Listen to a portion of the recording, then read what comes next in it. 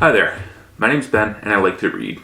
Today we're going to be reviewing a book by Malcolm Gladwell called David and Goliath, Underdogs, Misfits, and the Art of Battling Giants. Now, Malcolm Gladwell is a Canadian author. He's written stuff such as Blink, The Power of Thinking Without Thinking, Outliers, The Story of Success, and The Tipping Point, How Little Things Can Make a Big Difference. This is his follow-up effort to those three, and I mean, he's a fairly solid writer. Essentially, this isn't a fiction book. This isn't a history book. This is more so of a real world non-fiction, if you will, just stories about people and how these. I don't want to say social theory, but essentially his theories essentially force you to think in a little bit of a different way.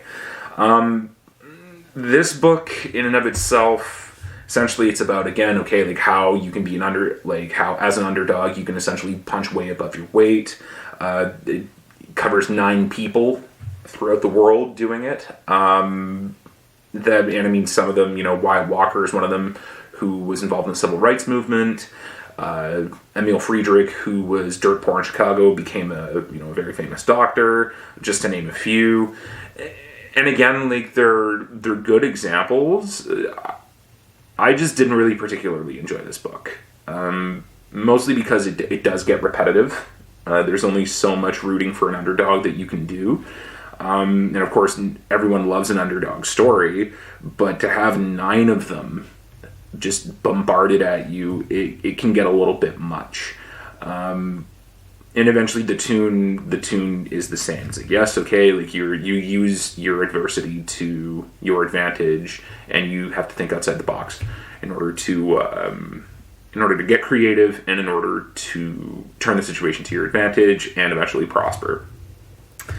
Now, Gladwell's his other titles, there's a lot of stuff in there. You can apply it to business, you can apply it to yourself, you can apply it to everything. This, again, is I don't really know why he decided to go with it. It's the idea is there, and you can really understand it. You can understand what he's trying to do. It just doesn't work very well, and it's not often that I come across a book that I didn't like. It's not to say that this book is bad or anything. It's just not my cup of tea. It reads fine. The stories are interesting. Gladwell does have a way with words, and he does have a way of provoking thought. It's just this wasn't overly thought provoking to me. It was just again, more of the same. Underdog starts off in garbage situation, manages to find way to leverage situation, underdog now on top. And it was more so repetitive than anything. That said, it's not a criticism of the author. I just think it's a misstep. I just don't really see a need for this kind of a book because it's something that we all know. Now, if he had sort of reworked it as to how to leverage it, not just stories of people leveraging it, then that would probably work better. This, on the other hand, is just it's a misfire for me. I would not think twice about skipping out on it. Maybe if it was a little bit more, just a little bit more thought-provoking, rather than just sort of these 9 little vignettes of these almost biopics.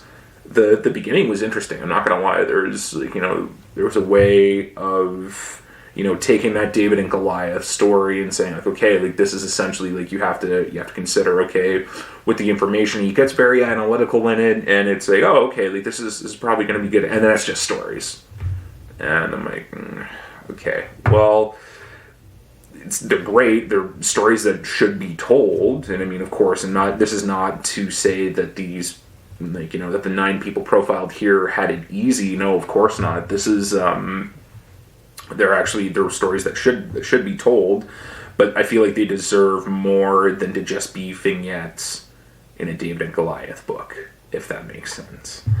My opinion, it's a misfire for me. you're skip out on it. You're not missing much.